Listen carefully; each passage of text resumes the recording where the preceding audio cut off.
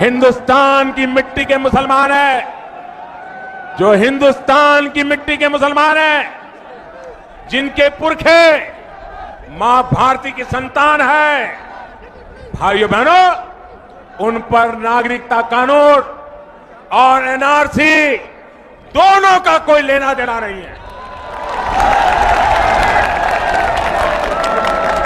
कोई देश के मुसलमानों को न डिटेंशन सेंटर में भेजा जा रहा है, न हिंदुस्तान में कोई डिटेंशन सेंटर है। भाइयों बहनों, ये सफेद झूठ है, ये बद इरादे वाला खेल है, ये नापाक खेल है। और भाइयों बहनों, मैं तो हैरान हूं कि ये लोग झूठ बोलने के लिए किस हद तक जा सकते हैं। कुछ लोग सिटीजनशिप अमेंडमेंट एक्ट को गरीबों के ही खिलाफ बताते हैं, कोशिश कर रहे हैं, कह रहे हैं कि जो लोग आएंगे वो यहां के गरीबों का हक छीनने लेंगे। अरे झूठ फैलने से पहले इन कम से कम गरीबों पर तो दया करो भाई। एक ही पार्लियामेंट के सत्र में मोदी गरीबों को घर देने का कानून लाता है, अनधिकृत कॉलोनी को अधिकृत बनाने का काम करता है, क्या उसी सत्र में गरीबों को छीनने की बात करेगा? क्या झूठ फैला कर रखा है। भाइयों बहनों, ये जो एक्ट लाया गया है, ये उन लोगों पर लागू होगा जो बरसों से भारत में ही रह रहे हैं। किसी नए शरणार्थी को इस कानून का फायदा नहीं मिलेगा। जो लोग इस तरह का झूठ बोल रहे हैं, उन्हें पाकिस्तान, अफगानिस्तान और बांग्लादेश से धार्मिक कारणों से परेशानी जो हुई, प्रताड़ना जो हुई, उन्हीं लोगों को सुरक्षा देने के लिए ये कानून है। भाइयों और बहनों, ये वो लोग हैं। और ये कौन लोग हैं? मैं हैरान हूं, कुछ दलित नेता भी बिना समझे इसमें घुस गए हैं। जब मेरी बात सुनेंगे तो समझेंगे।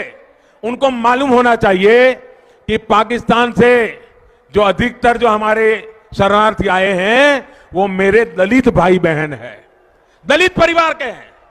भाइयों बहनों, ये वो दलित परिवार है जिनको पाकिस्तान में बंधुआ मजदूर बनाकर रखा गया था। आज भी पाकिस्तान में उनके साथ स्थिति यह है कि अगर दलित परिवार का कोई व्यक्ति चाय पीता है तो उसको चाय के साथ साथ उस चाय के बर्तन का पैसा भी देना पड़ता है और बर्तन साथ ले जाना होता है। आज भी पाकिस्तान में यह हाल है। वहां पर बेटियों के साथ जो अत्याचार होता है, किस तरह जबरन शादी करके उन्हें धर्म परिवर्तन पर मजबूर किया जाता है, यह भी दुनिया भर के अखबारों में छप चुका है, लगातार मीडिया में आता है। यह सिर्फ इसलिए होता है क्योंकि उनकी श्रद्धा अलग है, आस्था अलग है, पूजा पद्धति अलग है। पाकिस्तान, बांग्लादेश, अफगानिस्तान में हुए ऐसे ही शोषण के कारण वो भारत आए और बरसों से हमारे बीच देश के अलग अलग हिस्सों में रह रहे हैं। भाइयों बहनों, एक ऐसी चर्चा है, पार्लियामेंट में चर्चा हुई, अगर हिंदुस्तान के राजनीतिक नेताओं को अपनी स्वार्थनिधि राजनीति से दूर का दिखता, ये ऐसा मौका था, हम दुनिया में पाकिस्तान कैसे मानव अधिकार विरोधी है, पाकिस्तान कैसे माइनॉरिटी पर जुल्म करता है, पाकिस्तान में माइनॉरिटी की क्या दुर्दशा है, ये चित्र पूरी दुनिया में ले जाने का उत्तम अवसर था। लेकिन इन्होंने उल्टा कर दिया, क्योंकि उनको देश नहीं, उनको उनका दल दिखता है। इसके कारण देश की भलाई के लिए और दुनिया में पाकिस्तान के करतूतों को खुला करने का मौका भी इन लोगों ने गवा दिया।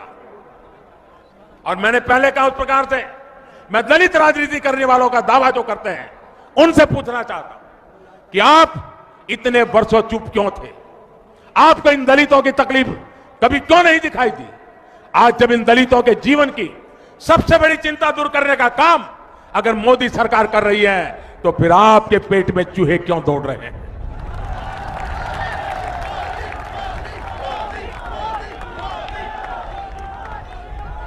साथियों, यहां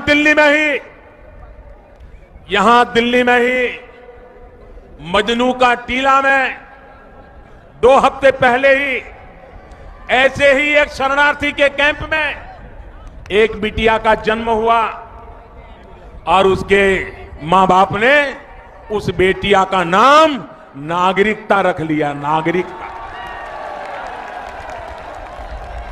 मैं जरा ये हुड़दंग मचाने वालों से और उनके पीछे रिमोट कंट्रोल से राजनीति करने वालों से कहना चाहता हूं, अगर इस नागरिकता नाम की बेटी का जीवन आसान होता है, अगर उसके मां बाप की जिंदगी आसान होती है, अगर भारत के किसी भी नागरिक की समस्याओं का समाधान होता है, तो आपको तकलीफ क्यों होती है?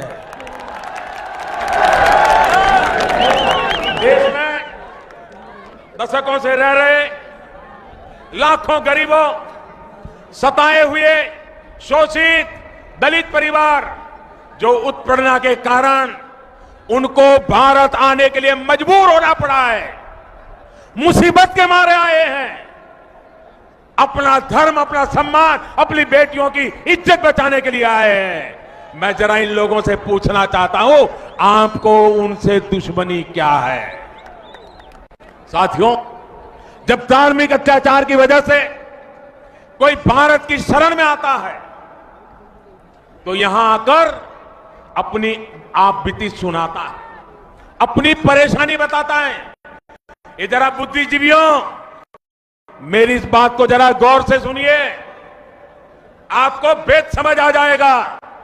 कोई भी शरणार्थी मुसीबत के मारे सीमा पार करके किसी भी तरह अगर हिंदुस्तान में पहुंच जाता है तो सबसे पहले वो किसी न किसी सरकारी दफ्तर में जा पहुंचने की कोशिश करता है। छोटा सा भी सरकारी मुलाजिम मिल जाए तो उसके पास जाता है। नजदीक में पुलिस थाना है तो वहां जाता है और हाथ जोड़ करके खुद कहता है कि मैं पाकिस्तान से आया हूं, मुझे आना पड़ा है, मेरी जिंदगी बचाने के लिए आया हूं, आप मेरी मदद कीजिए। वो छुपाता नहीं है। आज भी ये लोग खुलेआम इंटरव्यू दे रहे हैं कि हम पाकिस्तान से, बांग्लादेश से, अफगानिस्तान से आए हैं, आना पड़ा है। लेकिन जो घुसपैठिया है, न वो इंटरव्यू देता है, न प्रेस से बात करता है, न पुलिस को बताता है कि मेरी मदद करो। वो आकर के छिप जाता है और कहीं ना कहीं अपना जीवन स्थिर करने के लिए जुगाड़ लगा देता है और जो एजेंट होते हैं उनको मजदूरी का कुछ हिस्सा देता रहता है। भाइयों बहनों, बड़ा सीधा साधा फर्क है। घुसपैठिया कभी अपने आप को अपनी पहचान होने नहीं देता और शरणार्थी कभी अपनी पहचान छुपाता नहीं है। भाइयों बहनों, ऐसे बहुत से घुसपैठियों ने आज बाहर निकलकर किस प्रकार की बातें कर रहे हैं, सच क्यों नहीं बताते हैं?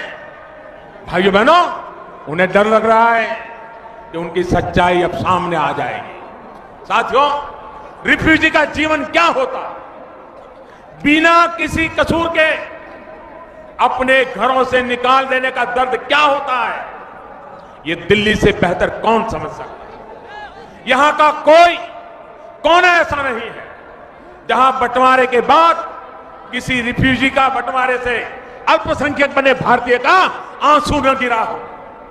सड़क पर हो रहा